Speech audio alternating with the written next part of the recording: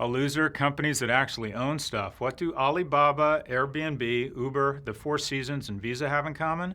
They're not saddled with inventory or real estate. Alibaba, the most valuable retailer on earth, holds no products. Airbnb, the largest provider of overnight accommodations, has no property.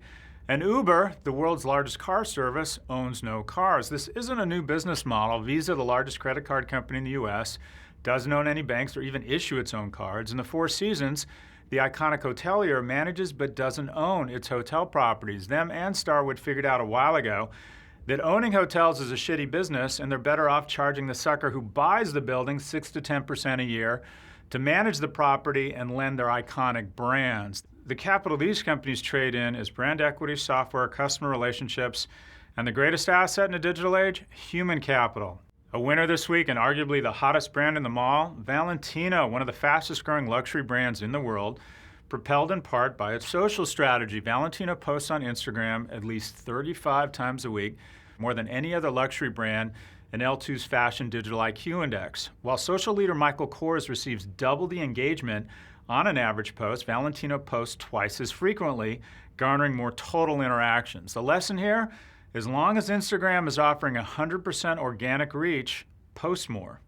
A loser, department stores, no shocker there. Nordstrom's, Macy's, JCPenney, and Walmart are all having a tough year, with stock prices taking a big hit and foot traffic declining. As is common among retailers who are in a defensive position, they're blaming the weather. But the real culprit here? Amazon. Analysts predict Amazon's earnings will grow 450% this year. Granted, that's off a small base, but still impressive. While most major retailer sales are expected to remain flat, Amazon continues to rocket ahead, and estimates indicate that by 2020, 50% of American households will have joined Amazon Prime. That's right.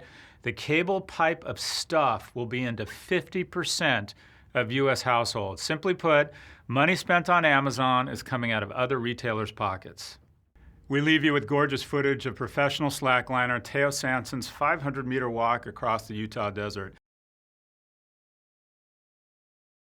When asked if he was afraid of dying, Sanson replied, "Yes, I'm afraid, but what would life be without risks?" I can relate to that. I have been mixing Nexium and Viagra on an empty stomach, throwing caution to the wind. That's how the big dog rolls.